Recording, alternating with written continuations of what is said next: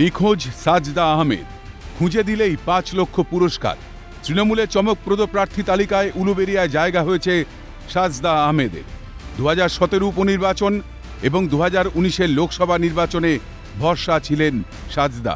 ২০২৪ সালেও আস্থা সাজদাতেই। কিন্তু নেত্রী কোথায়? নেই প্রচার, নেই খোঁজ, জানেন না স্থানীয় বিধায়কও। এটা তৃণমূল কংগ্রেসের কোনো কর্মীরা লাগিয়েছে বলে আমি মনে করি না। এটা বিরোধীদেরই কাজ বাজার গরম করার জন্য। তবে এটা সত্য যে আমাদের ক্যান্ডিডেট এখনো পর্যন্ত প্রচারে তিনি নামেননি, সেটা তিনিই বলতে পারবেন কেন নামেননি। দেওয়াল লিখন শুরু করেছেন কর্মীরা, কিন্তু নেত্রী কোথায়? শাসক দলের প্রার্থীর বিরুদ্ধে মিসিং পোস্টার, আর বিরোধীরা এই সুযোগ হাতছাড়া করবে তা তো হয় না।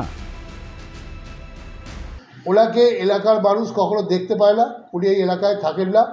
পরিযায়ী পাখি যেমন আপনার শীত পড়লে আসে, আবার শীত শেষ হলে চলে যায়, উনিও ইলেকশন হয়ে আসলে উনি আসেন, চলে যান, আর কবে আসেন ওনার কোনো ঠিক ঠিকানা থাকে না। 10 বছরের সাংসদ সাজদা আহমেদ, সে উলুবেড়িয়ার মানুষের কোনো কাজে লাগেনি এবং উলুবেড়িয়ার জনপদ যারা তাকে ভোট দিয়েছে তারাও তার দেখা পায়নি।